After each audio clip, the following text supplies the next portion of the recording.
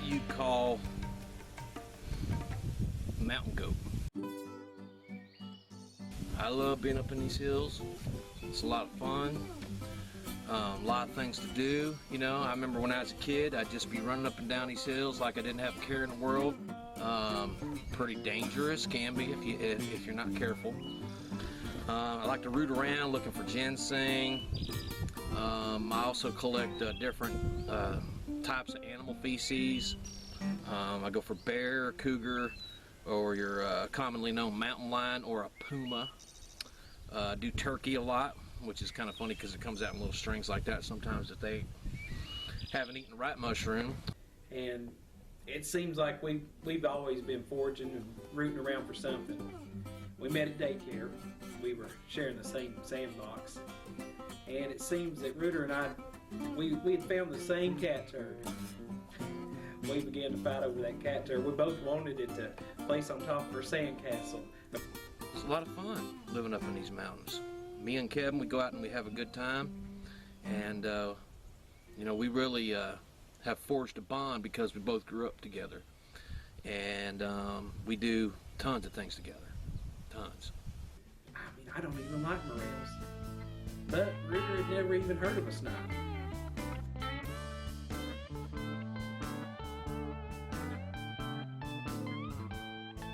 We appreciate you coming out. We appreciate you sharing with us your expertise. Anything for friends. I first found my interest in cryptids growing up in the hills of New Jersey. You know, there are devils out there in the woods, and this is just this is something that has been my area of focus. My interest in North American cryptids has peaked since my studies at Cambridge. Well, correct me if I'm wrong, in your dissertation that you did from MIT, you said that the snipe had mutated or evolved from their older state when they crossed the Aleutian land bridge. Yes. And they populated into the Americas, okay? Now, did the Native Americans bring them with them, or did they follow them? They were hunted by Native Americans, and this was a major part of their manhood rituals for becoming a man. Yes, the young men would be led out into the woods by a few of the elders, and they would follow the snipes. And this is how they traveled through the Inuit tribes down into the Pacific Northwest and into the Rocky Mountains, where they really held a stronghold for many years until coming down into the Appalachians. We actually got footage. Do you know of any existing footage of a snipe? There has never been evidence of snipes, only in the hunts. When we showed him that video, it blew his ever-loving mind.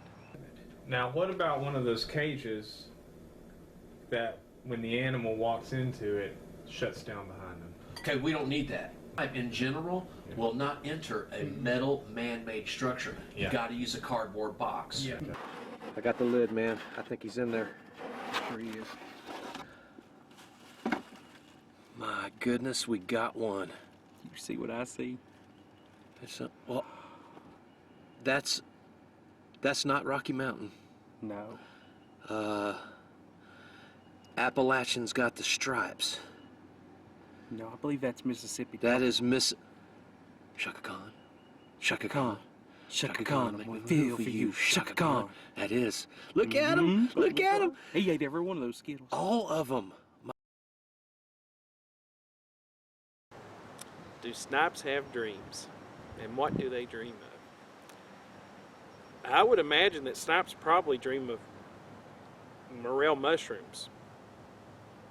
And if they do dream, I'm sure that, considering we found the Mississippi Delta snipe, I could almost promise you it's got a soundtrack to it. And it's a funky soundtrack at that. Probably something like George Clinton and the P-Funk All-Stars. Take it from the top. Go!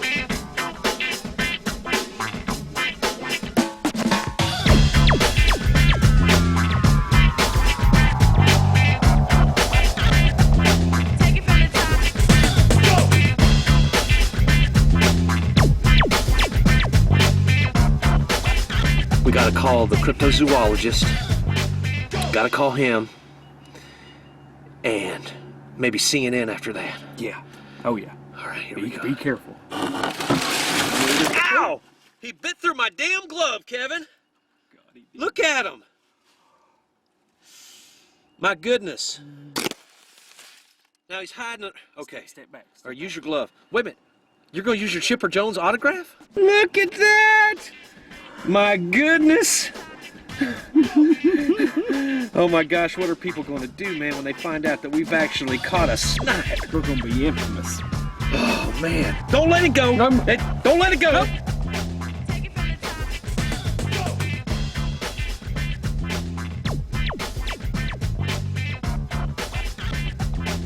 All right, here we go. Ready, set, go. Defense. Whoa. Team all shit.